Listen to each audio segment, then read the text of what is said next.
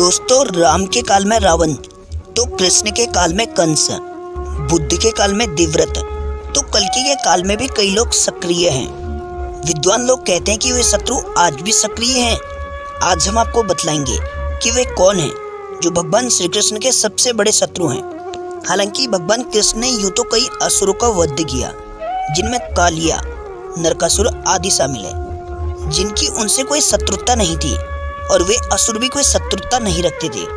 वे सभी क्रूर थे और जनता उनसे त्रस्त थी। लेकिन कुछ ऐसे लोग थे जो कृष्ण से सीधे सीधे शत्रुता रखते थे। हालांकि कृष्ण ने उनसे कभी शत्रुता नहीं रखी। तो आओ जानते हैं वो चार कौन से बड़े शत्रु जो भगवान कृष्ण से शत्रुता रखते थे। नंबर 1, मामा कंस। मामा कंस श्री कृष्ण का सबसे बड़ा शत्रु था। कंस की बहन देवकी के पुत्र ही भगवान श्री कृष्ण थे। कंस अपनी बहन देवकी से बहुत अधिक स्नेह करता था।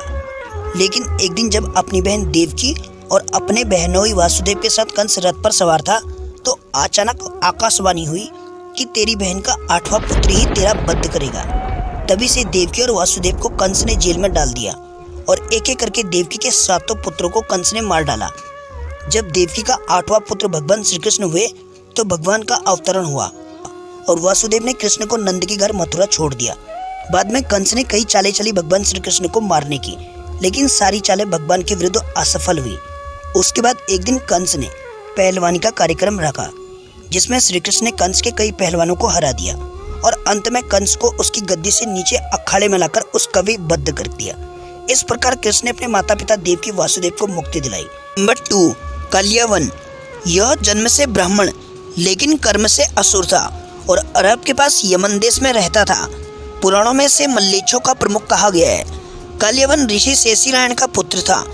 गर्ग गोत्र के ऋषि शेषीरायण त्रिगत राज्य के कुलगुरु थे। उन्होंने भगवान शिव की तपस्या की और उनसे एक अजय पुत्र की मांग की। शिव ने कहा, तुम्हारा पुत्र संसार में अजय होगा, कोई अस्त्र शस्त्र से उसकी हत्या नहीं होगी, सूर्यवंशी या चंद्रवंशी कोई योद्धा उसे परास्त नहीं कर पाएगा। एक समय की बात है, कल्यावन की सेना ने मथुरा को घेर लिया। तभी श्री कृष्ण ने उसे संदेश भेजा कि युद्ध में सिर्फ श्री कृष्ण और कल्यावन में होगा। कल्यावन ने स्वीकार कर लिया। कल्यावन को शिव का वरदान मिला, इसलिए उसे कोई नहीं मार सकता था। युद्ध के दौरान श्री कृष्ण मैदान छोड़कर भाग निकले और कल्यावन उनके पीछे एक गुफा में चला गया। गुफा में सो रहे राजा मुचुकुंद को कृष्ण ने अपनी पोशाक में ढक दिया। कल्यावन ने जैसे मुचुकुंद को कृष्ण समझकर उठाया तो उसकी नज़र पड़ते ही वो भस्म हो गया। मुचुकुंद को वरदान मिला था कि जब भी कोई उसे नींद से जगाएगा तो उनकी नज़र पड़ते ही वह भस्म हो जाएगा। तो इस तरह कल्यावन मृत्यु को प्राप्त हुए। 3, शिशुपाल। शिशुपाल 3 जन्मों से ही श्री कृष्ण से बैरभाव रखे हुए था। एक यज्ञ में सभी राजाओं को बुलाया गया था। ये यज्ञ श्री कृष्ण और पांडवों ने रखा था। यज्ञ के दौरान शिशुपाल श्री कृष्ण को अपमानित कर गाली देने लगा। ये सुनकर पांडव गुस्से में आ गए और उसे मारने के लिए खड़े हो गए।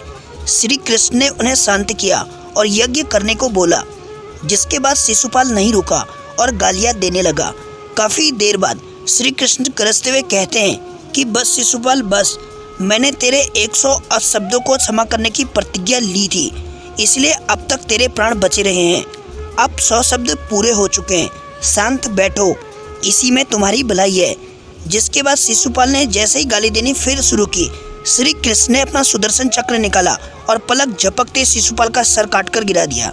नंबर 4, पौंड्रक। चुनार देश का प्राचीन नाम कुरुप देश था। वहाँ के राजा का नाम पौंड्रक था। कुछ मानते हैं कि पुंड्रु देश का राजा होने से इसे पौंड्रक कहते थे। कुछ मानते हैं कि वह काशी नरेश था। चेदी देश में यह पुरुषोत्तम नाम से विख्यात था। इसके पिता का नाम वसुदेव था और वह खुद को वासुदेव श्री कृष्ण कहता था। उसके पास कई मायावी राक्षस थे। उसके पास एक वानर धीत भी था, जिसने द्वारिका में कोहराम मचा दिया था। बहुत कम लोग जानते कि राजा पौंड्रक खुद को श्री कृष्ण मानता था। उसके पास सुदर्शन चक्र, बंसी भी थी। उसने अपना सब कुछ श्री कृष्ण की तरह रख रखा था। पौंड्रक को उसके मूर्ख और चापलूस मित्रों ने यह बताया कि असल में वही परमात्मा वासुदेव और वही विष्णु का अवतार है। मथुरा का राजा कृष्ण नहीं, कृष्ण तो ग्वाला है। पुराणों में उसके नकली कृष्ण का रूप धारण करने की कथा आती है। राजा पौंड्रक नकली चक्र, शंख, तलवार, मोर मुकुट, कौस्तुभ मणि, पीले वस्त्र पहनकर खुद को श्री कृष्ण कहता था। एक दिन उसने भगवान कृष्ण को यह संदेश भेजा कि पृथ्वी के समस्त लोगों पर अनुग्रह कर उनका उद्धार करने के लिए मैंने वासुदेव नाम से अवतार लिया है।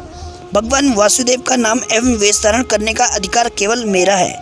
इन चिन्हों पर तेरा कोई अधिकार नहीं है। तुम इन चिन्हों एवं नामों को तुरंत छोड़ दो, वरना युद्ध के लिए तैयार हो जाओ। बहुत समय तक श्री कृष्ण उनकी बातों और हरकतों को नज़रअंदाज करते रहे। बाद में उसकी ये सब बातें अधिक सहन नहीं हुई और उन्होंने युद्ध की चुनौती स्वीकार कर ली। युद्ध के मैदान में नाटकीय ढंग से युद्ध भूमि में प्रविष्ट हुए इस नकली कृष्ण को देखकर भगवान कृष्ण को अत्यंत हंसी आई। इसके बाद युद्ध हुआ और पौंड्रक का वध हुआ, जिसके बाद भगवान श्री कृष्ण पुनः द्वारिका चले गए। अगर आपको ये वीडियो अच्छी लगी हो तो लाइक करना, चैनल को सब्सक्राइब करना और कमेंट सेक्शन में जय श्री कृष्ण जरूर लिख देना।